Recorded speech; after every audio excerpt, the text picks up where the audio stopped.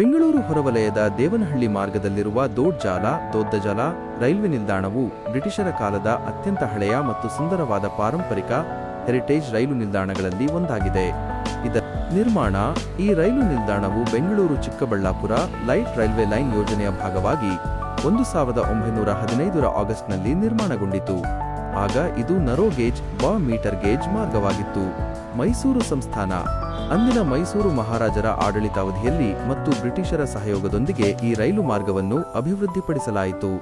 ಈ ಮಾರ್ಗದಲ್ಲಿ ನಿರ್ಮಿಸಲಾದ ಮೊದಲ ರೈಲ್ವೆ ನಿಲ್ದಾಣಗಳಲ್ಲಿ ದೊಡ್ಡಜಾಲ ಕೂಡ ಒಂದಾಗಿದೆ. ವಾಸ್ತುಶಿಲ್ಪ ಆರ್ಕಿಟೆಕ್ಚರ್ ಈ ಕಟ್ಟಡವು ಬ್ರಿಟಿಷ್ ವಸಾಹತುಶಾಹಿ ಕೊಲೋನಿಯಲ್ ಶೈಲಿ ಹಾಗೂ ಸ್ಥಳೀಯ ದೇಸಿ ವಾಸ್ತುಶಿಲ್ಪದ ಒಂದು ಸುಂದರ ಸಂಗಮವಾಗಿದೆ.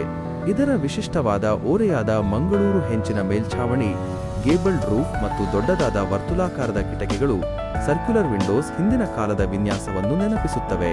ಇದು ನೋಡಲು ಒಂದು ಸುಂದರವಾದ ಹಳೆಯ ಕಾಲದ ಹಂಚಿನ ಮನೆಯಂತೆ ಕಾಟೇಜ್ ಆಕರ್ಷಕವಾಗಿದೆ.